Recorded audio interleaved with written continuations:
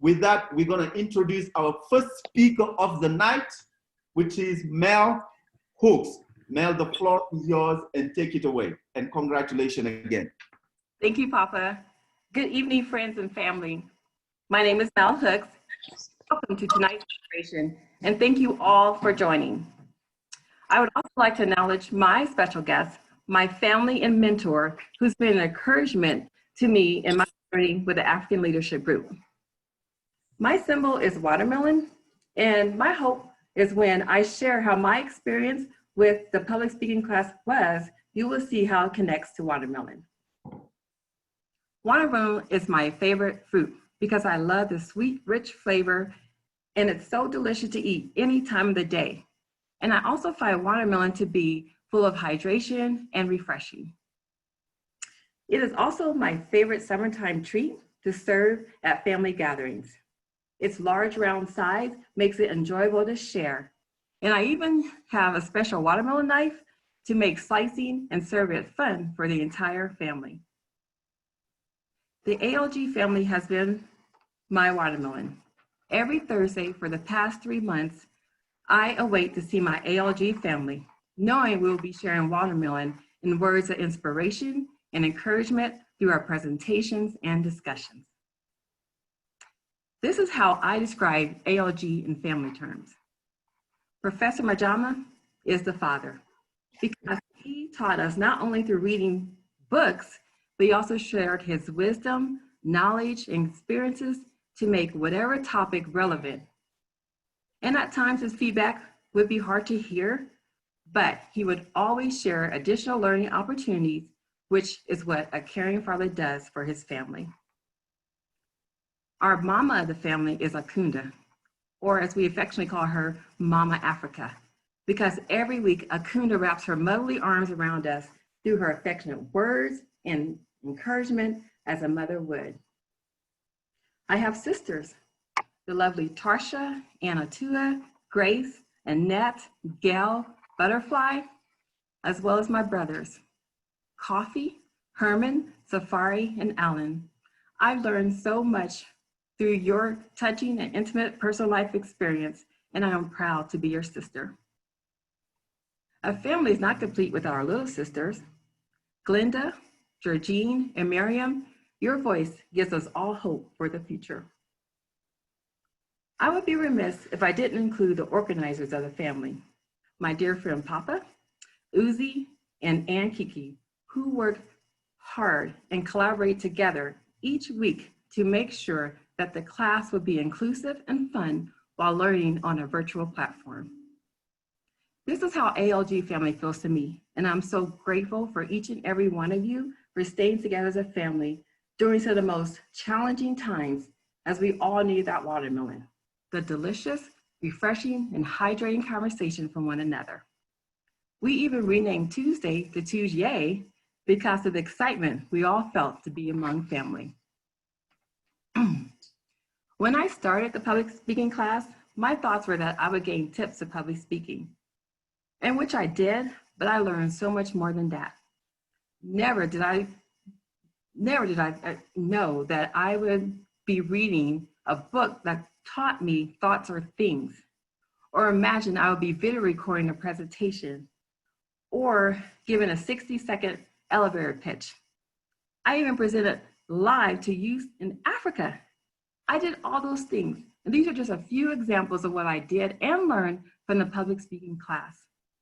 And in conclusion, this is only beginning for me, as I will be attending Leadership 101 and will continue to be an advocate for the ALG community and their mission of bringing communities together through transformation, integrity, diversity, excellence, and equality.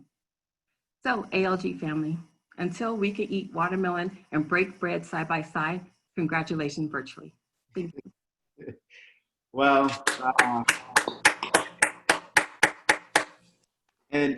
wow, and please, if you're filling the presentation, please use the chat. We want to hear from our audience. We want to hear what you're thinking, and I wish we had enough time to open it now for feedback, but we want to hear from everyone and do that. But in the meantime, please use the chat form to let us know what you think, what you feel about Mel. We love you, and we are so blessed to be part of the family. Thank you so much for an amazing presentation. So we'll go on to the next speaker. And again, I encourage everybody to use the chat to share their thought.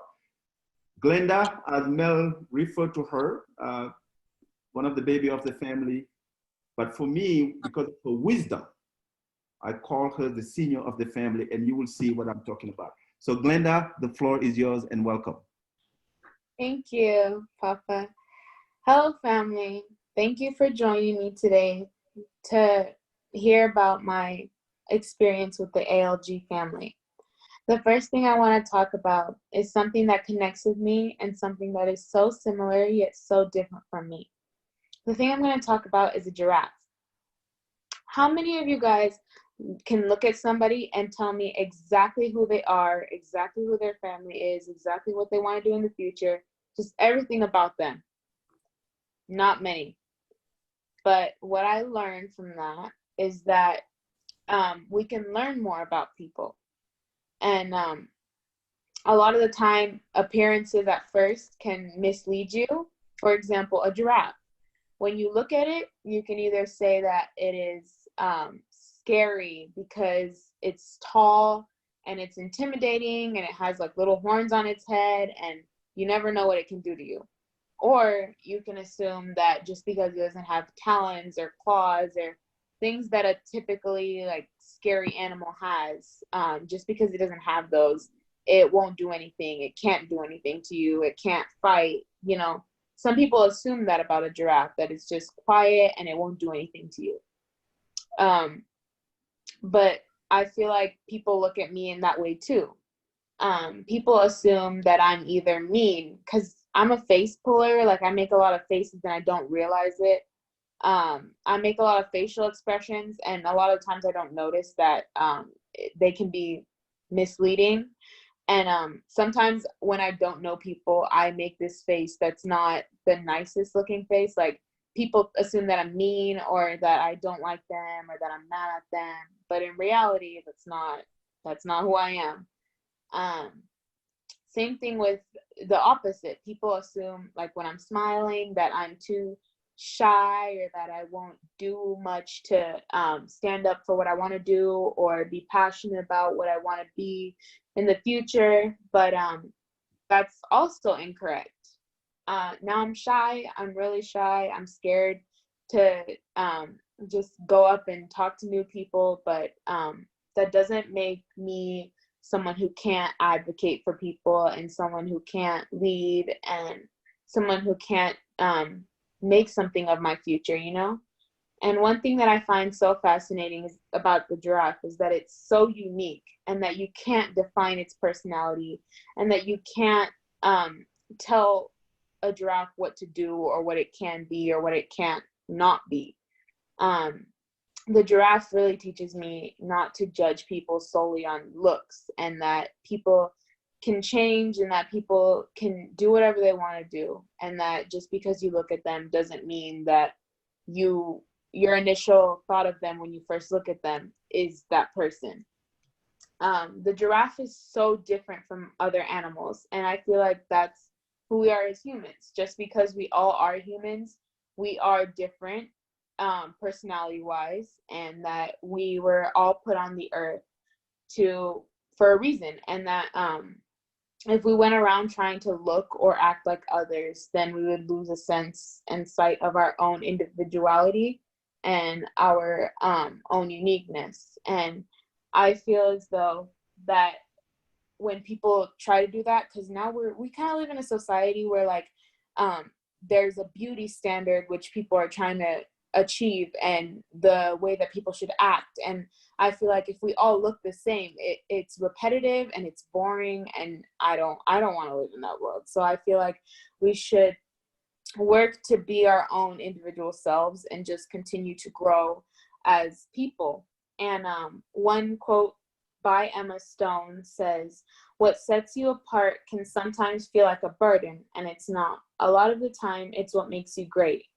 this really applies to the giraffe as well, because it can't look exactly or act exactly like other animals or herbivores, but what it contributes to the earth is amazing. And a lot of the things that it does contribute to the earth, other animals cannot. And that's why we need a giraffe. And that's why we need every single person on this earth, because each person contributes their own ideas and their own thinking and different things that they do to help better the planet. And I feel like the giraffe embodies what we should be, and proud to be unique, proud to be different from others, and just be our own person. You know what I'm saying? I feel as though that's a message that we all need to hear sometimes when we feel down about ourselves, or that we should compare ourselves to other people. But I feel like being our individual selves really helps the planet, helps the earth, and can help us initially become better people. Being a part of the African leadership group really helped me realize that I'm different, and that's what makes me stronger, and that's what makes me a better person. When I originally got into the African leadership group, I thought that it was just going to be teaching me how to stop being afraid of speaking in public, and give me more tips on how to speak. But it taught me much more than that. And I feel like we have such an outstanding group of people, and it just helped me become a better person. I couldn't be more thankful for what we have as a family. And I'm so happy and proud of where we've all grown. And thank you. Well, Professor said, can you just be just 14 years old? And I'm going to try not to comment on speeches until we turn it over to Professor at the end. That's going to be making those comments. But as much you are proud to be part of the family, we are blessed to have your wisdom in the group. So thank you so much and congratulations. All right, so we'll turn it over to the next speaker, which is Koffi, and Koffi is from Benin. And Koffi, welcome, and the floor is yours. If you can unmute so we can all hear you. Thank you. Thank you, Papa. Hello, family. Good evening, everyone. Good evening. Greater is my joy to be among these respected personalities this afternoon to express to you in very few words my sublime recognition to the African Leadership Group, ALG. I'm Koffi Alfred Euloge Ninguin. I come from West Africa, from a country called Benin. My first language is French. I'm very admired of peace. This bird that you see on the screen is universally recognized and designed as a symbol of peace. Promoter of peace, I have chosen this dove as a symbol. Taking this opportunity offered to me during this period of greater turbulence here in the United States, linked to these gigantic demonstrations that we have been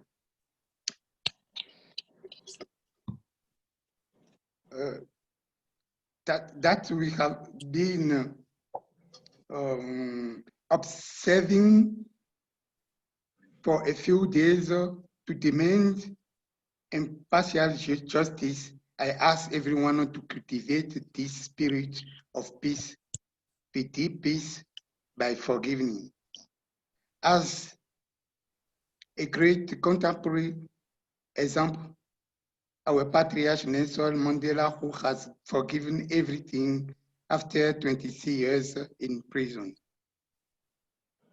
I said earlier above that great is my joy this evening to count myself among these famous and valiant people who have positively impacted me during this time spent with them.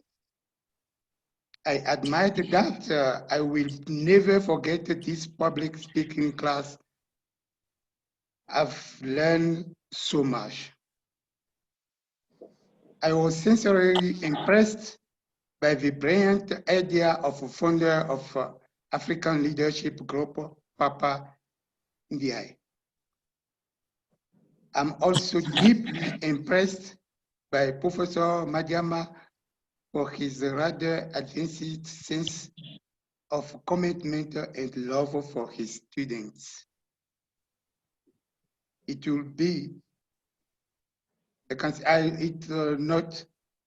it would not be right if I did not mention the merit of the good lady whom I affectionately call my coach, Dr. Anne Keke. I can't forget Uzi and Laurie. Finally, a big thank to my eternal Heavenly Father who allowed me to discover this special and splendid group. Thanks. Thank you, Koffi.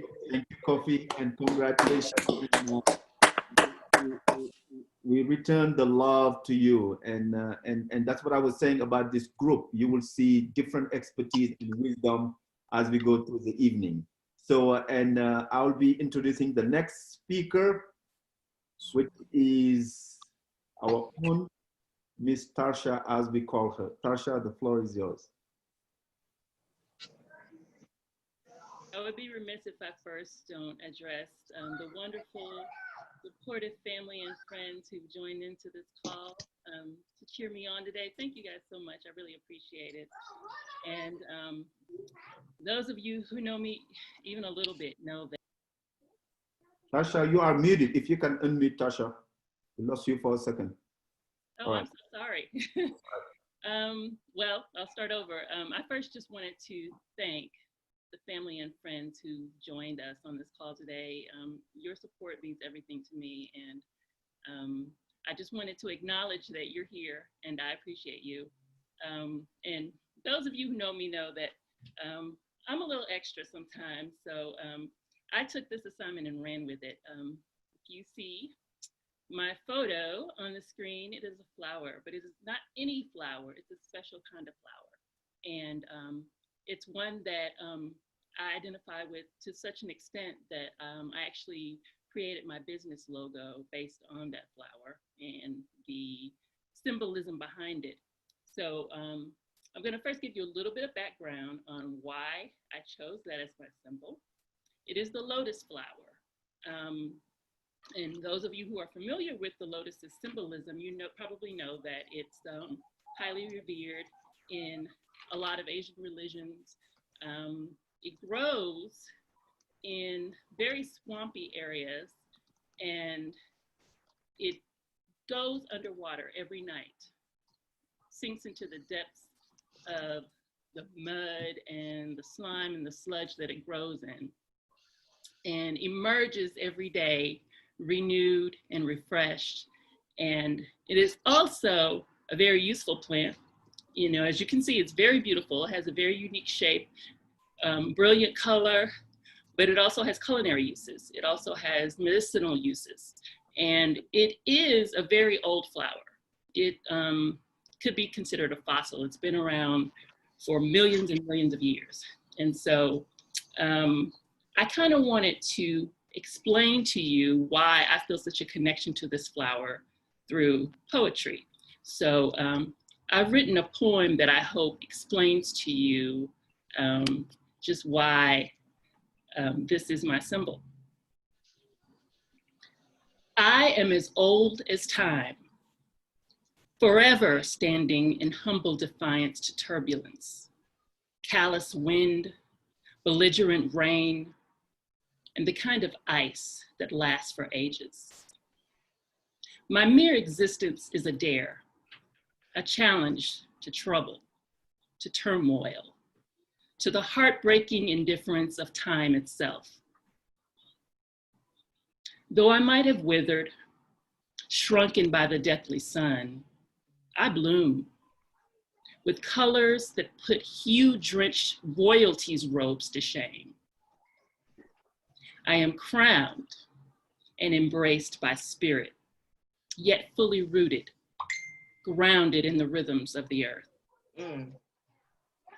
My presence is a balm, my hand a healing salve to the wounds of the world.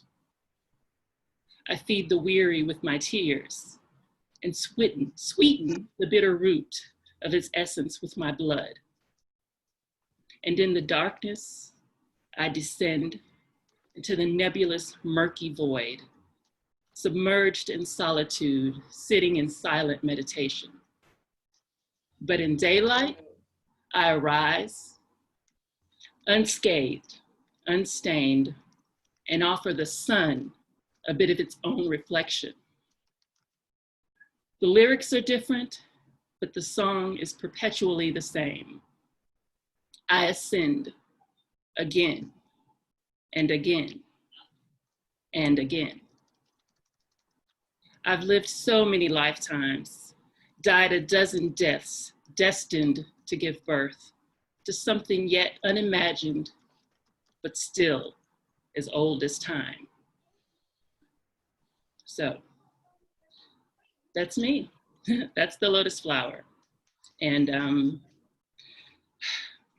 you know, the funny thing about a journey is that despite how much planning you do before you go on embark on that destination, no matter how much detail you put into your plans and how much you expect things to go a certain way, you can never really anticipate where things are going to take you.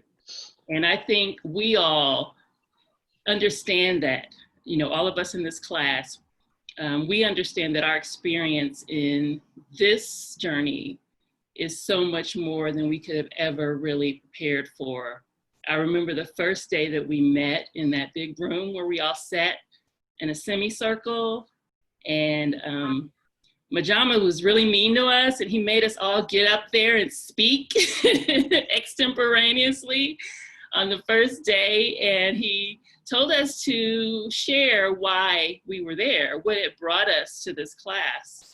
And I remember saying something to the effect that, you know, I was on a journey of self-improvement, and I felt like I needed to hone my public speaking skills in order to be a better advocate at work, a better leader, and so on. And of course, to be able to personally, just for my own personal benefit, to improve my communication skills. And gosh, you know, I never really shared with you all what led me to this class, the events leading up to me taking the class. And that's a story for another day, but let me just say that it was nothing less than spirit that brought me here. And being in this class has given me so much more than my voice, you know, and that alone to me is the world.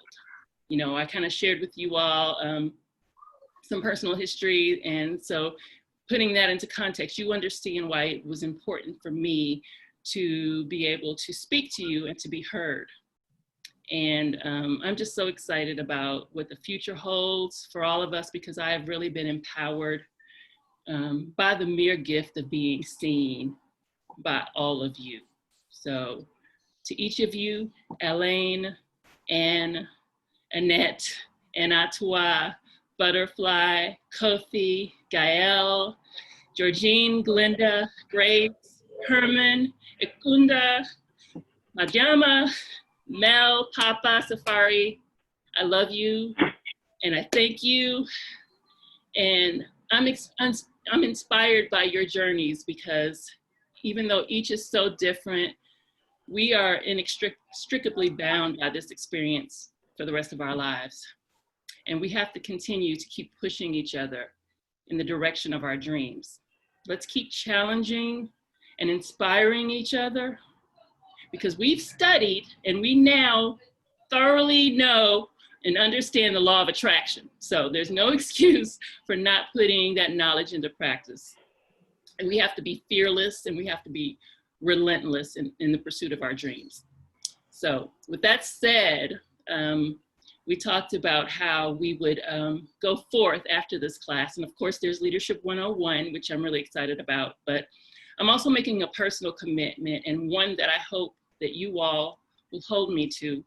And that is to continue on this journey of using my voice, be it through speaking, be it through writing. I've reestablished a practice of journaling, and as you see, I wrote a little poem for y'all today.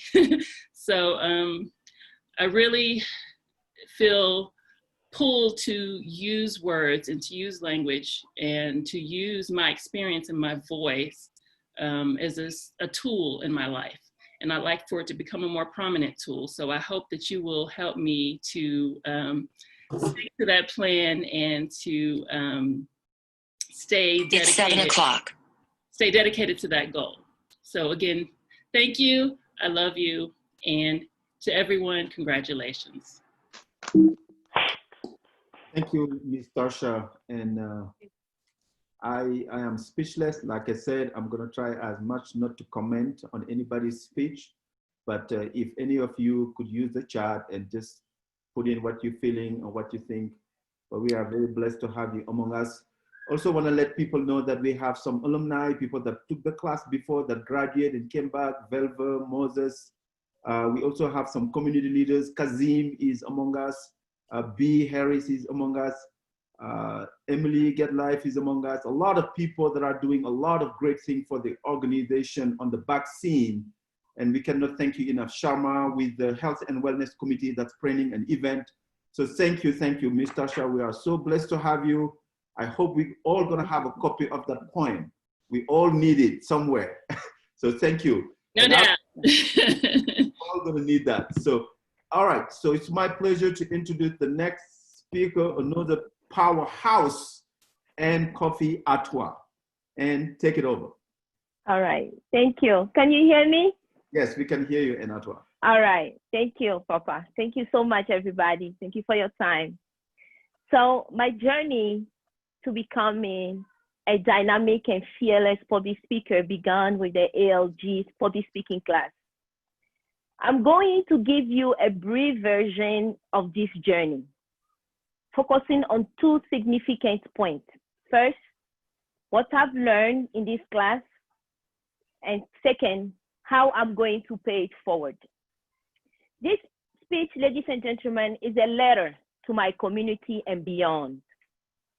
Dear friends, I painted a mental vision each day of my life. Whenever I enter a room, or regardless of where I go, I make sure that I enter the room, in the words of Dr. Maya Angelou, like a phenomenal woman. Like the lion walks fiercely in the savannah, so do I when I enter a room. I made a conscious decision when I came to America to educate myself, to get the degree, and to get the job. I've done it. Then 2 words will literally stop me in corporate America: public speaking. In my head, public speaking goes hand to hand with the word fear. The fear of being judged because of my accent, regardless of the fact that English is not even my second language. The fear of being judged the color of my beautiful, organic, bright, black chocolate skin. I always make the conscious decision to dress well. My bright color-coded outfit always marries me with the color of my skin. But why this constant insecurity, I ask myself? Public speaking. ALG sent me an email that the next public speaking class will start in February. I made a conscious decision to participate. The second week of class, Professor Majama in his wisdom said something that will change everything for me. Fear, as he wrote on the whiteboard, is false evidence appearing real. Wow, I told myself. I thought about it all week, and I keep repeating it in my head. Then it happened. The fear of being judged is in my head. It's not real. I made the decision to fear no more. This class not only taught us the do's and don'ts of public speaking, but became for me a wonderful escape from the world and everything around us. Be open to constructive criticism to better myself is and always will be the better way for growth. Learning to embrace our differences regardless of where we are from make a big difference in this class.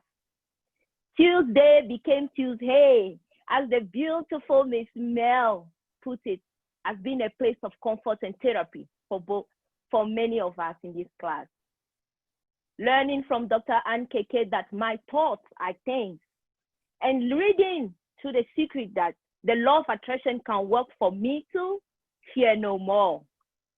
The wisdom of Miss Glenda really showed me that age is truly just a number.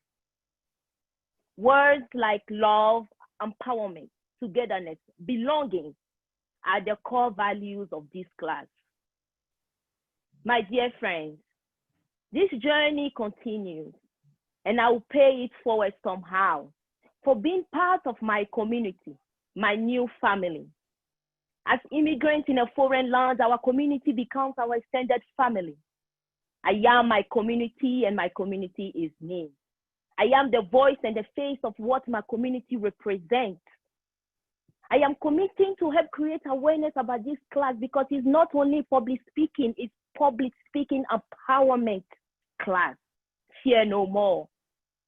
Dear friends, forgo the mentality that Africans cannot work together. Yes, we can, we will, and we will prevail. As many before me have said before, we all have something to bring to the table. Every one of us has a talent that can be shared, and I'm learning this public speaking class. From Mama Africa to Dr. KK to everybody, from Koffi, with his passion, I've learned from him.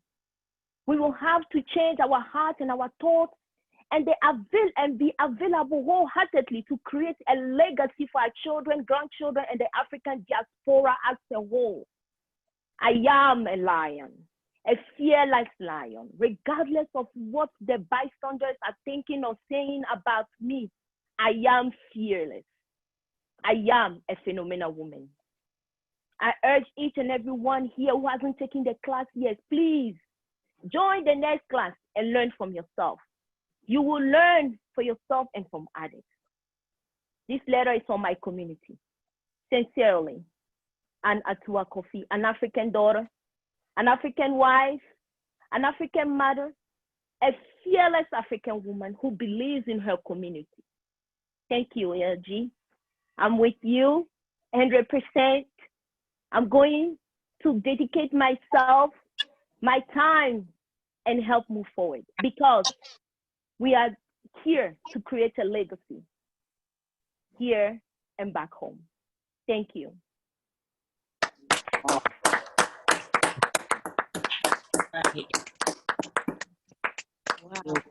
Professor, you got it so easy not having to go after each speech because I can see the emotion through your face because I can feel it in me.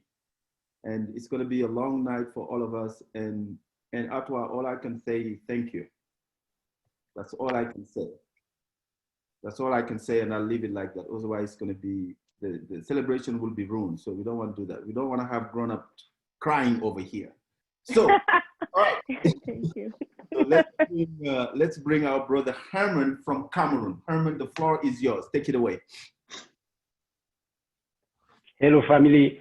And thank you for everybody for joining us tonight as we are celebrating our public speaking class number 7. Thank you for our brothers from Africa as well. Je vous remercie beaucoup, mes frères, d'être là avec nous ce soir. So today we are going to be talking about something interesting. I just want you guys to imagine for a second. Just imagine not being worrying every day about paying your bills, not being worrying about how you're gonna do this and that because of the money. Just imagine for soccer fan like me, to be in Qatar in the next for the next World Cup, and sitting there for a month, just enjoying the game every single day, and not worrying about paying any bill or whatsoever. Yes, I am talking about the financial freedom. Imagine being able to do whatever you want, travel around the world when you want, and take your time without being your own boss, without having to ask to somebody. That is what we will be talking about. It is why, and to be able to have that financial freedom, you have to be an entrepreneur, and not just any type of entrepreneur, a very successful one. That's why we have this quote tonight that says, "No journey is long when dreams are big, and sky is the limit." Because to get there, to be like Jeff Bezos, the Amazon CEO, we all know. By the way, I want to be like him when I grow up. To be like him is a journey. That was the journey for him. By the way, I say hello to all the entrepreneurs we have in this platform. Thank you for being there and support us. To be a successful entrepreneur, what do you have to do? You have to believe. You have to be a leader. You have to, that desire with belief. Believe in it. Believe in what you say and actually do what you believe in. Because that is where it will take you to your goal. It will take you to your objective. In the book of The Secret of Rhonda, it says in lesson 3 that to manifest your dreams, you must ask, believe, and then receive it. So that is why it is critical to believe, to have confidence, to be a leader in any type of idea. Otherwise, nobody will believe in you. People will not believe in you or your customer or whatsoever. So the belief is a key. Is the key here. We will be talking also about the value, the type of people you choose to be with, the type of people you team up with. We have the book of Dr. Napoleon Hill, Think and Grow Rich, of chapter 10, that talks about the power of the mastermind. You have to select people with expertise, people who are smart, people who can take care of situation, of the most difficult situation. And that it is the power of mastermind. You have to have all these people around you. You have to surround yourself with all those type of people. We have heard about Henry Ford in the same book, his entrepreneur, his engineers came back to him many times telling him that it was impossible to have an engine for an auto with 6 cylinders. And he kept telling them that it was that trust. Once again, here we see the law of attraction. Why? Because he not only he chose these people, but he believes in them. And that's how at the end of the day, they have realized and they were able to innovate that 6 cylinders engine. We had the same situation with Thomas Edison, who wanted to create the light bulb. After failing many times, he did not. Why? Because of that belief. And then at the end of the day, he had realized, and he was able to innovate. We have the light bulb that all of us today, we used it. So that is why it is critical, the type of people. And what is the point in this section of the value and the type of people? Let me tell you, it is the secret had taught us in this class, which is, that was my favorite book. And the secret taught us that whatever you are is who you believe you are. Even the people you work with, it doesn't matter how good they are, what type of expertise they are. It doesn't matter even if they are the best engineer of the world. If you don't take care of them, if you don't believe in them, they will not have the end result that you desire. You have to believe in them, take care. To be like Jeff Bezos, like I said, you have to take care of the people who take care of the people who take care of your business. And that's why you have the success. That is why you can enjoy that financial freedom. Let me read this to you from the book of Dr. Napoleon Hill, Think and Grow Rich again. He said that the thoughts are things. And when powerful things are mixed with purpose, persistence, and a burning desire, they are translated into riches and material objects. That is very interesting. We have to apply that because that will in my opinion, that's the only way to get to the destination. And let me tell you to conclude this is that whatever goal you have, whatever objective that you have, it is through the end result. You want to be this, you want to be president, you want to be whatever you want to be entrepreneur. Like in this case right now, what matters, it is not that end result. You are born unique. There was one spot. Professor used to tell us that you have to be you. There was one spot and you took it. So make sure that whatever life story you have, you make it in the most beautiful way, because at the end of the day, it is not that goal that is the most important, but the journey. That is why you guys see this quote all about the journey. That represents me. I thank you so much. Thank you guys. Thank you for ALG and all his team for taking care of us. Thank you for the sweet words. Thank you for everything. I'm looking forward for the next class, and thanks for your attention, guys.